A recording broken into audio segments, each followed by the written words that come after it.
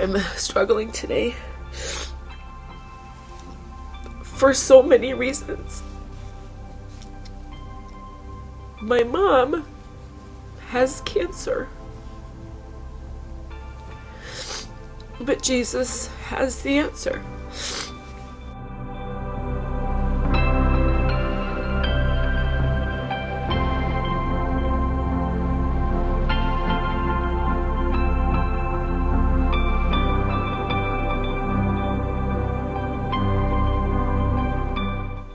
The idea of her having cancer is no less shocking and traumatizing today as it was in those early days. He held my hand and he led me to trust him.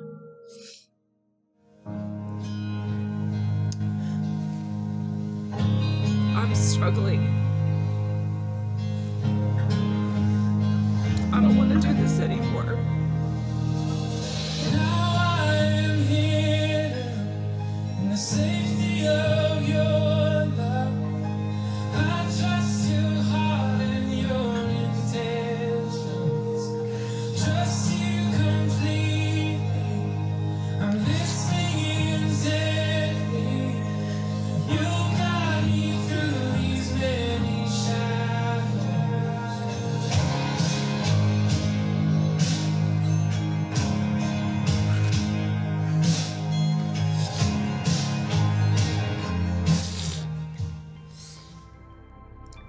In just a few days from now,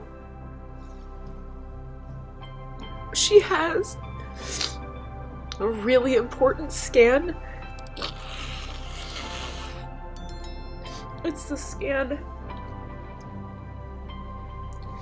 that will tell us if her cancer has progressed or changed or shrunken. And I'm so scared that I think I've compartmentalized it away. I haven't really prayed about it. I haven't really thought about it. And now it's right on top of us. This dreaded date that from the first day of her chemo we were worried about. And now it's here. And it's hard to think about. I'm so scared of what it will say. I'm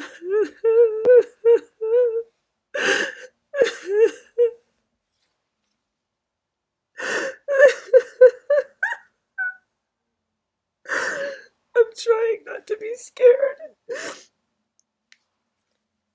I'm trying not to get dragged into what if it's fine? What if it's better? What if she's now finally surgical? But the enemy is there, trying to terrify me at every opportunity. And I've been having this pain on my left side of my body. And the enemy is just jumping all over me, saying things like, you know what's worse than your mom dying of cancer? You dying of cancer. And and that's true. It's terrifying. The enemy's there. Oh, there's a genetic component. Oh, your dull ache. Oh, you have a dull ache. Well, your mom had a dull ache. And I don't know, maybe it's psychosomatic. Maybe I pulled a muscle at the gym. I don't know. I just know it's there. And it's been there for many weeks and it won't go away. I have a doctor's appointment on Monday to look into it.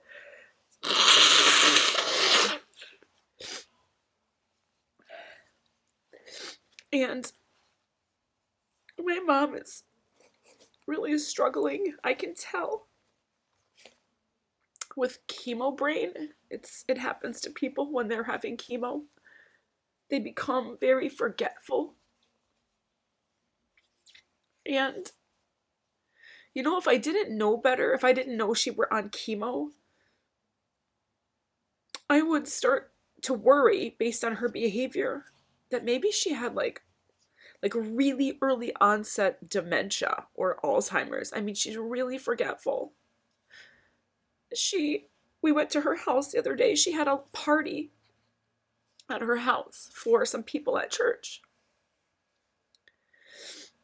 And I was so happy because everybody went into the living room and they were playing music. And my mom was at the piano and people had just brought like a little tiny drum and a guitar and people were singing and clapping and just really, it was almost like a jam session. And I knew my mom was in her element. And you know, it was a lot of stress for her to put that all together at her home because I just know how she is. And so she was running around and trying to do everything. And leading up to the party, she was like over buying stuff at the store, and then she called me and said, oh, can you bring these things? And she forgot she asked me to bring those things, and so then she asked me to bring other things, and then my dad called and was like, what are you bringing? And I was like, I don't know, she asked me to bring all these different things. My dad's like, oh my god, don't bring any of that stuff, we already have that stuff, you know, that kind of thing. And he's like, I'm so frustrated with mom. He's like, she's overdoing it, she shouldn't be doing this. And Homer said, my husband said the same thing, don't, this is ridiculous, why is your mom doing all this, she should be resting, you know. And I agree with that. But I knew it was reviving something in her to be the hostess, to have it at her home, because in my younger years, when they were pastors in our town, everything was at their house. Everything was at my house, everything. All the Christmas parties, Easter dinners, middle of the week stuff, like it's just, my mom always had food set out. And I just knew that it meant something to her to be able to do that again. But I noticed she was wandering around and sometimes she seemed lost in the house. Like she didn't know what she was doing, or she had walked away from doing something and forgot what she had been doing, so she started doing something else and then was like, oh, you know, I left the vegetables unchopped and I went over here and I started to cut a pineapple, but I left the carrots over here and I didn't finish the carrot, like just that kind of stuff. And then somebody had mentioned that they were cold in the house. And my parents, their house is always like 80 degrees because they have space heaters everywhere, including their actual heat. They just are like that. And I came into the kitchen and the oven was open and it was on. And everything was done. We were done eating. So like, why was the oven open and on? It was weird, right? So my husband says, your mom left the oven on and it's open. He's like, you know, is that like a chemo brain thing? Like she forgot. He's like, that's a weird thing to forget. Like, doesn't sound like your mom. She's so safety conscious. We had children there. They could, you know, touch it or something. And I knew when I looked at it, I knew exactly what that was. It was chemo brain, but not in the way that he was thinking. He thought she had walked away and forgotten about it. But no. When we first moved into that house when I was 8 years old, the house didn't have good heat. Like a lot of repairs needed to be done. And my mom would turn on the oven and open it to heat the house. And I knew when I saw it that something in her had like forgotten about the space heaters, or I just knew it was a really one of those. That's why I was worried about like dementia, because it was one of those really long ago memories that hasn't been done in a really long time, decades, over 30 years it's been since she opened the oven to heat the house. And my heart just broke. It just broke. My mom forgot. And she reverted to some memory 30 years ago, that what she used to do, a behavior, and I was just really, my heart just ached, it burned, it broke.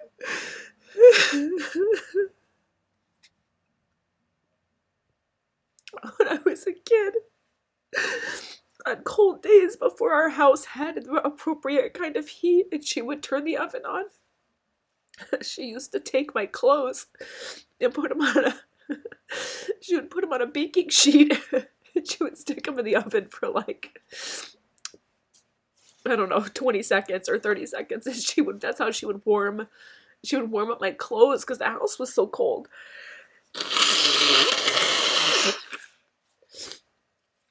And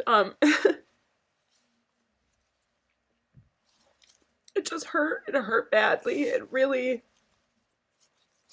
It struck something deep inside of me to see that oven open and on, because I knew my mom's heart, and I knew her mind. That kind of stuff. That's the stuff I hold inside and I don't say much about. But I keep a smile on my face. My mom is trying so hard. Still on the worship team. We had a church memorial, a women's memorial for her friend Anne, our friend Anne. My mom helped plan it and put it all together, and she was so excited to do these, normal things. And there's been birthday parties, and there's been all these things. And I know she's around people who are probably sick or carrying something, and now it's allergy season, and we had Easter at her house. I'm just holding a lot inside about that, because I think if I let it all out, or I gave it permission to just freely be expressed, I would probably terrify people with the ferocity of my emotions, or I think I would lose my mind. I think I would crack, and I wouldn't be repairable. I'm still doing the mundane, the Bible reading and the prayer and the worship. I am, and there have been these wonderful moments of breakthrough, and I really do feel that I'm on the other side of that mountain. I don't know what's next. Maybe another mountain. Probably. But I've been able to reconcile the goodness of God with the badness of what we're walking through. I have really tried to draw near to the Lord. I even wrote a new worship song that I feel is very profound but simple, and it was very heartfelt. And I felt really blessed that the Lord brought that to me. And it just expresses all power belongs to Him. He's good. He's faithful.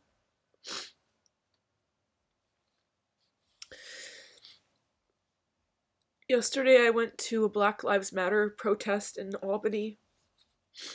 I didn't show up to support the protest. I showed up as a mayoral candidate who cared enough to show up. And I let them know, I'm here to watch, I'm here to listen. Your voice is being heard.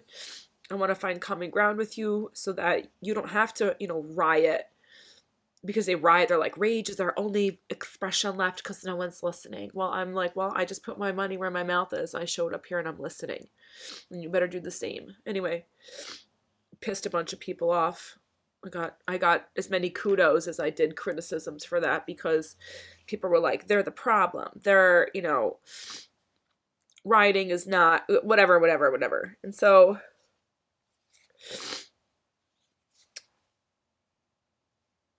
I got in the shower today, and I felt overwhelmed. I mean, like it flooded me in that moment, actually. And I was thinking about Joseph in the Bible. Joseph was thrown in a pit, got to Potiphar's house, rose up to prominence. Oh, the wife is a whore. Okay, so then he gets put in jail for 13 years. But then, he rose up to be second in command in all of that nation. I don't know, it's like the Lord told me to look at the story of Joseph, so I've been pondering it a lot. And Joseph was put in charge of a nation of people that were not his own. He wasn't from their culture. He didn't speak their language.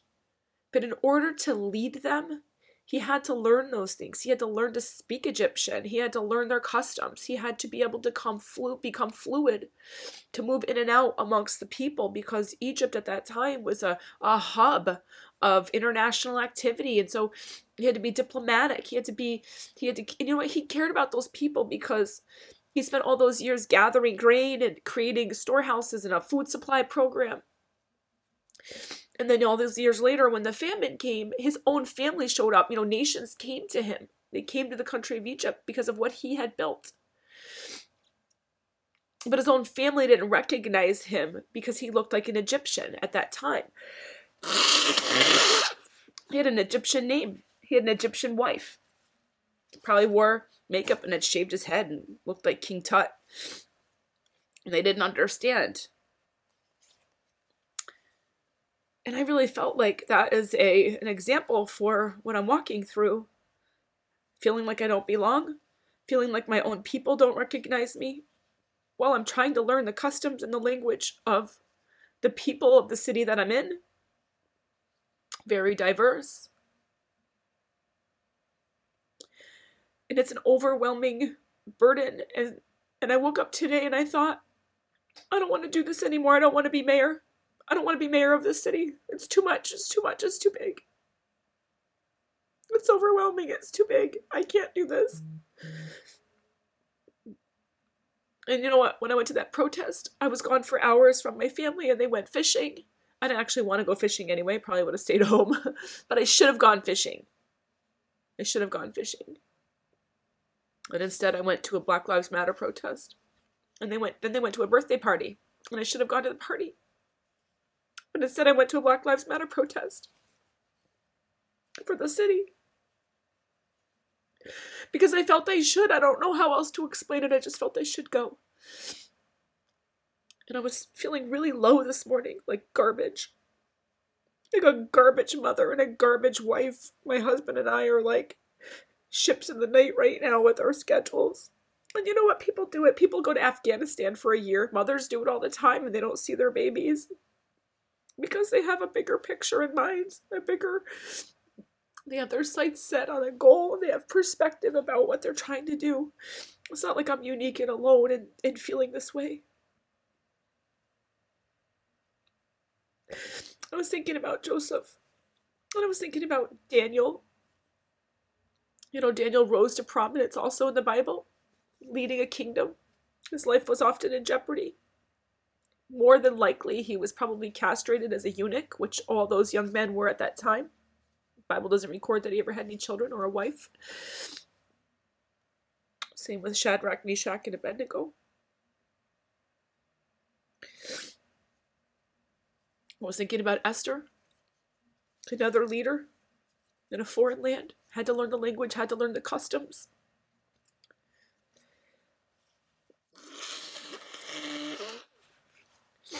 But today, I just don't want to do it. Today, I want to quit. Today, I just want to be Alicia, the nobody, with nothing to do. I want to go back to the days where I resented having nothing to do.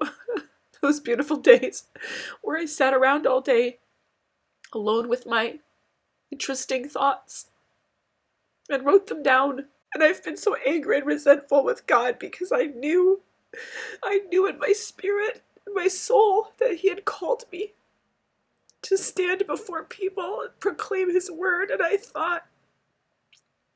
pictured it in my mind as standing before the people of God in a church setting or a women's conference.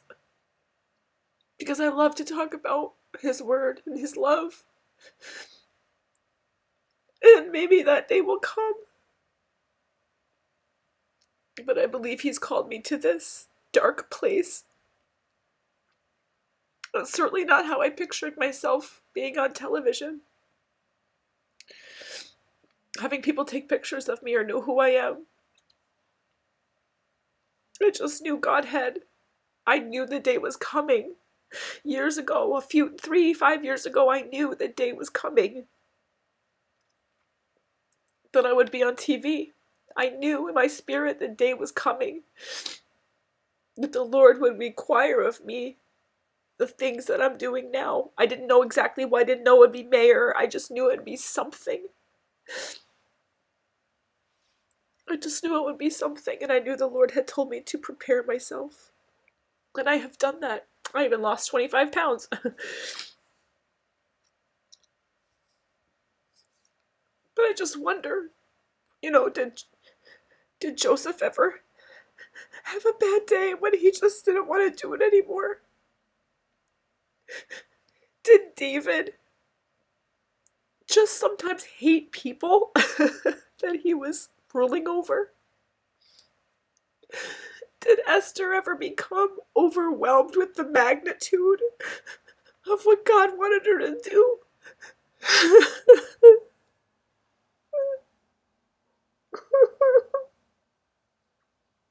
I feel like I can't take it all at once. It's too much.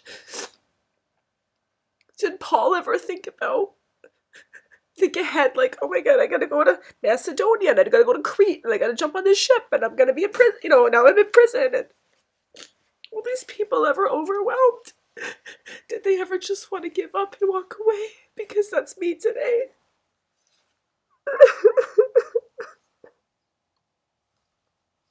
Did they ever just cry because they wanted to go back to their old life?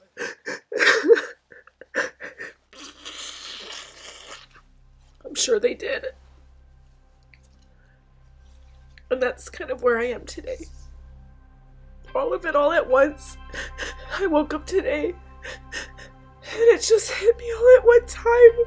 My mom and all that she's walking through in her scan and her forgetfulness, and now she wanders around. And then all of these other things, leaving my family and the busyness that it is. Oh God. I trust your heart and your intentions, Lord. I trust you completely. I just hide myself under the shadow of your wing, Lord. I want to be closer to you and hear you better. I can't do this without you, Lord. I can't do it without you, Lord.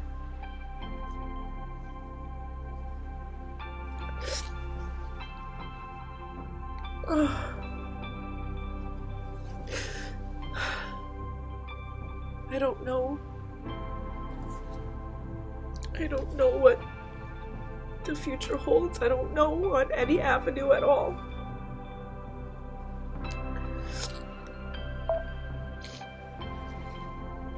But I'm gonna stay close to the Lord because I definitely know I can't do it without Him.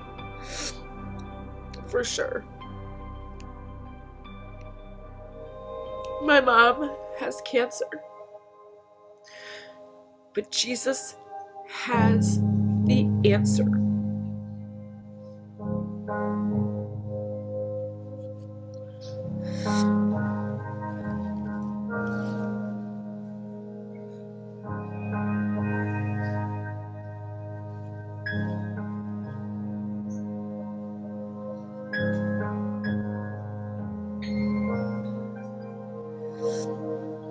There was one when I was young who knew my heart.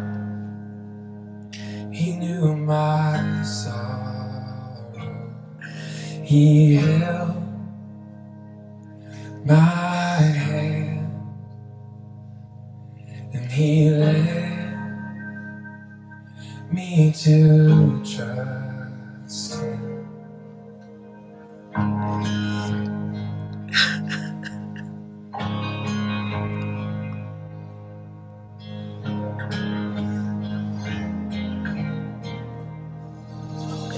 Now I am here in the safety of your love. I trust your heart and your intentions. Trust you completely. I'm listening intently. You guide me through these many shadows.